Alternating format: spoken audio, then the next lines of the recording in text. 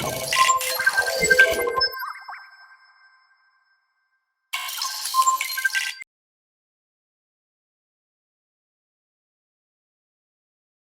was invited here today to talk a little bit about our design methodology at Carlo Ratti Associati, Carlo Ratti Associates. The title of the talk is Sensible Design, and I wanted to share with you how we are trying to put citizens at the center of smart cities. So try to align with the theme of Hyderabad Design Week of humanizing design. And the real reason why we do this is we've sort of inserted ourselves in this growing argument or this myth of what are smart cities, what is technology doing to our lives, to the way we interact with each other. And really in the 1990s is when this argument or this debate began around this myth that these tech fanatics thought, we don't need cities, we don't need spaces, we can retire to our suburban bedrooms and we can have a conversation via WhatsApp, via Skype, and that physical space would become much less important. Of course, in reality, we know that that didn't happen. Cities are more important than ever, more than half the world's population lives in them. The very fact that many of us have flown from different corners of the earth to come here today to share ideas, to talk about humanizing design together in the same space physically is really an homage to that truth, that being together physically is still very important, and the spaces that envelop that interaction are equally important. So the digital did not kill the physical, nor did it leave it unchanged. Smart cities is a buzzword that I'm sure many of you have come across in your own work as designers. We are seeing that with the deployment of cell phones and sensors that are the physical things in our lives, the Internet of Things, is starting to speak to us, to receive information, to react to us. And that's really where the smart cities phenomena begins. But we don't really like the word smart cities at Carlo Ratti Associati. We have a problem with this term. We see a lot of new technologies focusing on how to make things more efficient, how to make things more streamlined, how to use less resources, and that's great. But what we feel is missing in this conversation is the human and the human experience. I really resonated with a lot of the themes that Tim brought up before lunch about how the human experience can be augmented, and we try to use technology to do that. So rather than the term smart cities, we like the term sensible cities. So how do we sense the desires and the needs of people and actuate the spaces around them to react to that demand and to really augment the human experience? So that's more or less the why. A brief introduction on the where. I work in Italy at Carlo Ratti Associati, a design and innovation practice. We have a branch in London and a branch in New York. And we exist in a sort of broader ecosystem of research. Our founder runs a lab in Boston at MIT and has a sister lab in Singapore. So we're represented also on the research fronts on two sides of the world. Out of the work that we do at the Design and Innovation Practice Carlo Ratti Associati and the Research Lab MIT Sensible City Lab, a number of startups have emerged. In Turin, Italy, we've got two startups. One is a really fun robotic bartending system. I don't have time to share that with you today, but if you want to come have a chat after the talk or in the days to come, I'd love to share more about that, as well as a robotic plotting bot that draws and writes and erases on walls in real time. So in our ecosystem, we've got research, we've got design and innovation, we've also got products through our startups. The Who, this is just the design department, about a group of 50 architects, engineers, interaction designers, programmers that are based in Turin. This is a small subset of a larger group of people in Italy, about 150. We've got everyone from singer-songwriters, poets, dancers, We've got some psychologists in the mix. So it's a really diverse team that helps us to think about how to put the human experience at the center of the design work that we're doing. So that's the why and the where and the who, but what is it really that Carlo Ratti Associati as a practice does? And we like to explain it through a process that is in 3 parts: think, design, and make.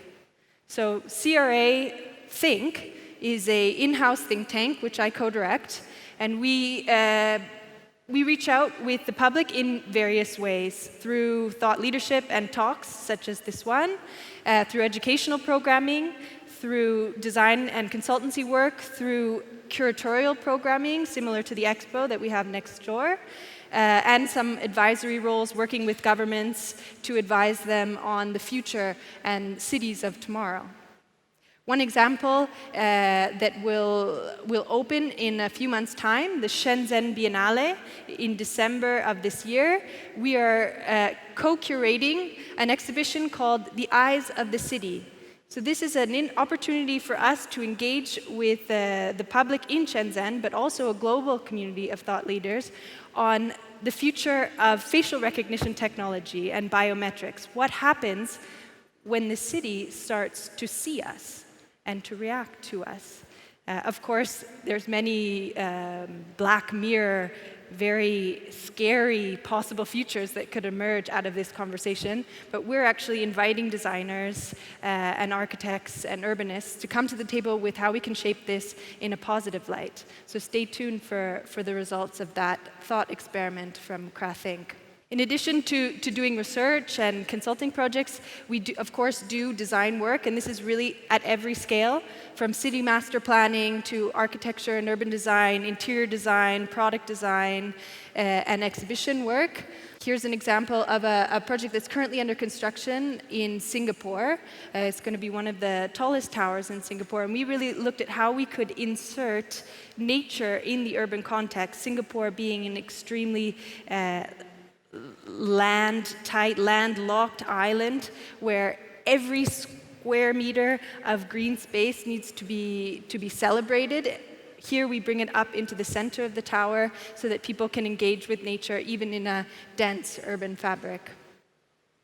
The newest department or sister company of our Think Design is Make, CRA Make.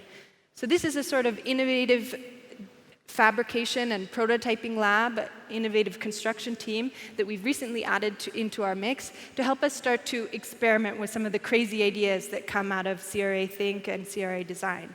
One example, we exhibited at Milan Design Week last year, which we called the Seasons Pavilion, and we had this crazy idea that maybe we could actually change the climate at zero energy cost and choose whether we wanted to live in spring, summer, fall, winter, all in one building.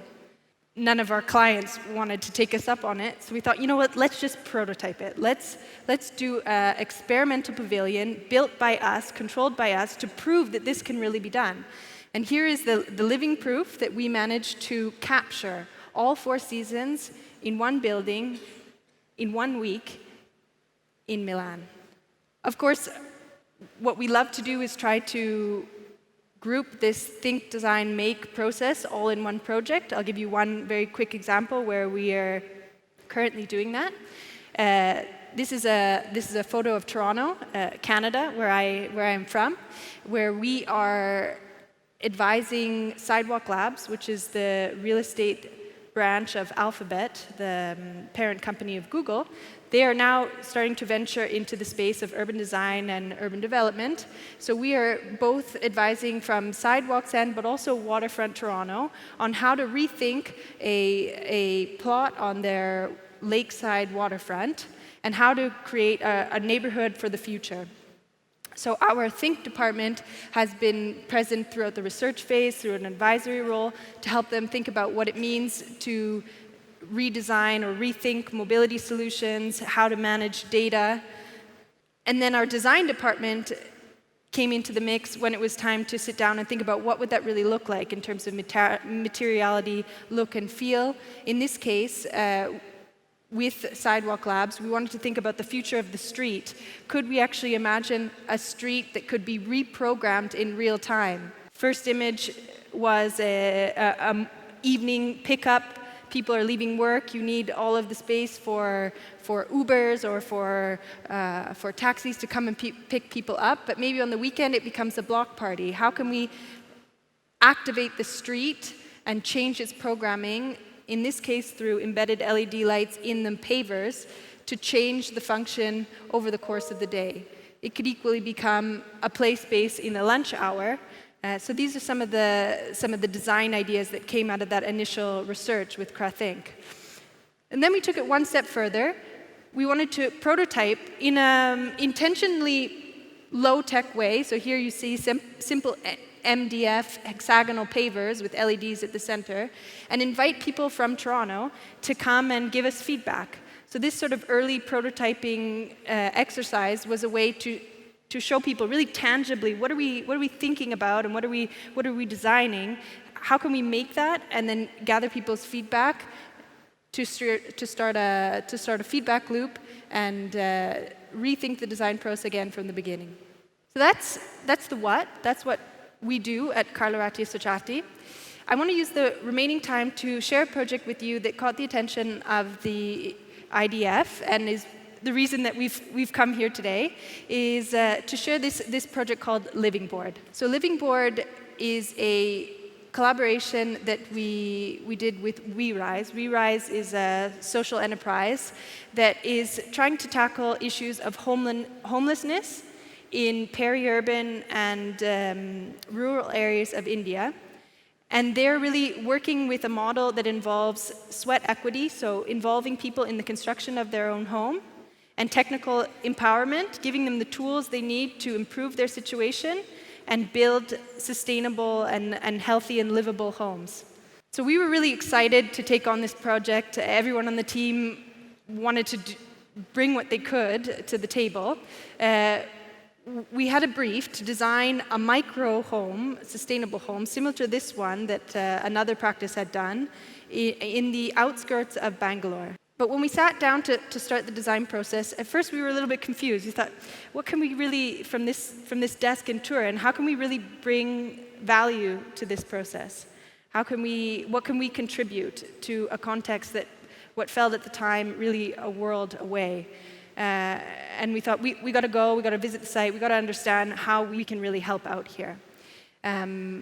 We immediately understood that there were important local materials, rammed earth, and that there was a culture of building a sort of local vernacular, a personality to the way that people were already living and already occupying space, and a rich set of customs that we were only really starting to begin. And we thought, well, is it really appropriate for us to enforce a design style, to enforce a typology, a housing typology on a population that already has a way of doing things that they know well better than we do, a series of materials that they know how to work with, a local design team that is well versed in how people use space and what materials are readily available. Why don't we think about a sort of minimum viable product, a motherboard of sorts, a hyper-technological core that could be prefabricated in Bangalore or even abroad and brought to the site. So just a kit of parts that would bring just the basic functions of the house, from energy generation to water collection and purification, and then let the local population build their vernacular around it. We intentionally designed this not specifically just for one site, but multiple sites, considering whether rainwater collection or rainwater purification was more important, whether energy generation, is there solar on that territory, is there risk of earthquakes, can we build seismic isolation? So we basically developed a kit of modular parts that could be assembled based on where this motherboard, or living board as we called it, would be deployed, so that people could pick and play and design their own hyper-technological core around which their living environment could be built with locals. So we thought about how this could be at a low cost, packaged in a compact box, and either delivered by road or by drone or by helicopter to remote regions. We imagine it being deployed on a site where a local team of designers and inhabitants, since We Rise initiative is really about sweat equity, having people build their own home and contribute to that process. So we imagine it landing on the site and having people from the community build around it. And then what was initially just sort of the seed that gets planted sort of disappears into the distance. It's just something around which life happens. It almost refers to an older typology, an older concept of space, where we're not thinking about the volume that is bound by walls, but a sort of radius that expands around a point of interest, a hearth, a fireplace, in this case, a cooktop. So this started at a very conceptual phase. Now we've moved on to next steps. Thanks to Marcus and the team at Design, we've actually got a lot of feedback from sharing this idea with the world, and people have become really enthusiastic with it and say, how can we help? It's really why we're here today. So the first step was to get the message out there. What do you think about this idea? How can we do this together? The next step is setting up a series of workshops in the territory to develop a vernacular style to build around the motherboard. And all of this really points to one of our own design philosophies, that we really need to focus on enabling co-creation. So how can we put technology as a tool for people to build their own environment, to be creative together, and to co-author the future of our cities. So we hope that the motherboard it becomes just a starting point for a series of more vernacular solutions to this emerging problem. I'll leave you with one last project that falls into a similar family, a tool that we developed to help people create together. It's a painting drone for collaborative graffiti.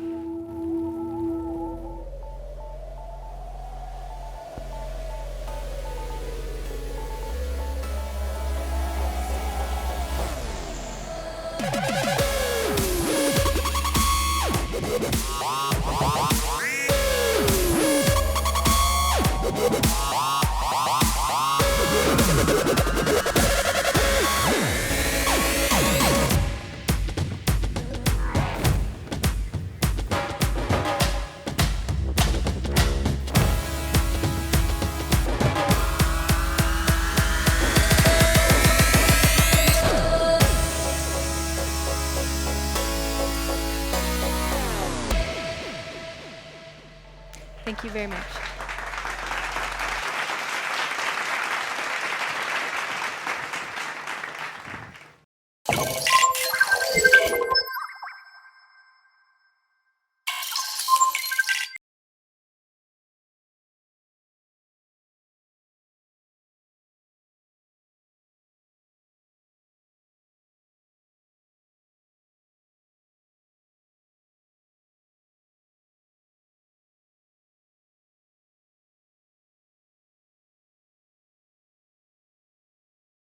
I think we have some time for some questions. Hi. With the motherboard idea, I would like to ask you one question, like how can we contribute more for the future development of it? Like, sorry, can you repeat that just one more time? Yeah. How can we contribute more for the motherboard idea? Maybe we can develop a bit more on that. Yeah, absolutely. What we're urgently searching for is someone to help us prototype it here in India. Yeah, and which means like how to contact you or in which way? Well, I see you here, and I'm coming right to your table with my business card, so this is exactly the kind of help we need. Thank you. That's all. Thank you. I'm passing to. Do we have one more question? Hi. Yeah, Hi. Hi, I'm Afreen. I'm a big fan of Carlo Ratti. I have followed you for especially the research with the MIT. I've participated in the Shenzhen Biennial, and we're eagerly waiting for the results. That's great. And especially about the efforts you've put in the motherboard. I was curious, like, where are we targeting it? Where's the site? Like, you mentioned it's a rural site, but you did not mention where do you plan to employ that idea? Sorry, just the last part of the question. Where do you plan to employ the idea? Is it for the Mumbai slums, or Okay. where is this about? The first design brief that we received was for a site about an hour away southeast of Bangalore.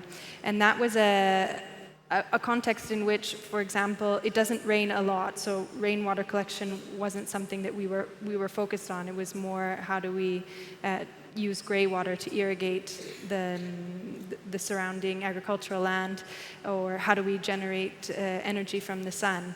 So that, let's say, configuration of the motherboard was designed to fit that specific context. But I think the real power of that solution is that by combining other components, such as seismic isolation, the same kit of parts, configured in a slightly different way, could be deployed in another area of India.